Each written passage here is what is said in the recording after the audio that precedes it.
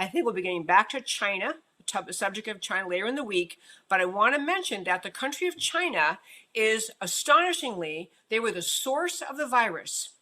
Not only that it came from Wuhan, but they lied to the world about it. They tried to hide it from the world. They tried to hide it from their own citizens. They lied to the World Health Organization, which we are now all learning they control.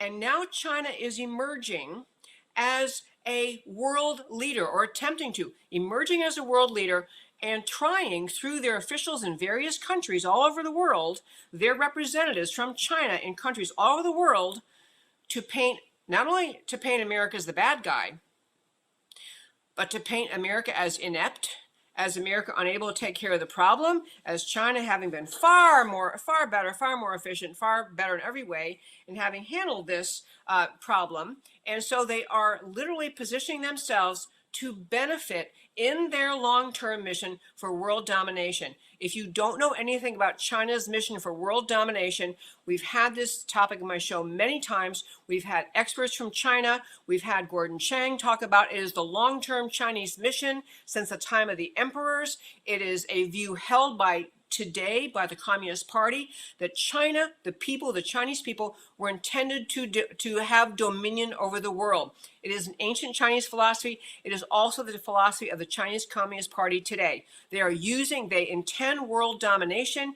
You can listen to my Gordon Chang interviews. You can listen to other interviews I've done recently of various experts who've talked about, written books about China, talked about what China is engaged perpetually in warfare against us, and we don't even see it, because they're not lobbing bombs and, sending submarines over here to sink our ships or something. They're not doing those things. Very high level, sophisticated, ongoing warfare by China against America.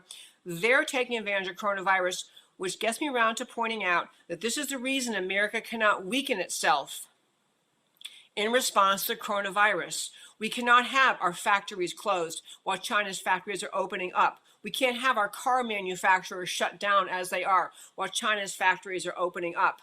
We have to stay strong and be strong to be able to respond to all that China is doing, including, I'll close out with this, China is making not so subtle efforts around the world to demand that America fire Mike Pompeo, that America get rid of Mike Pompeo because he is embarrassing them. He's the one that called the G7. He is our Secretary of State. He called the G7 together in an emergency meeting and said we have to recognize China's propaganda on this coronavirus is dangerous to the world, and the G7 went along with him.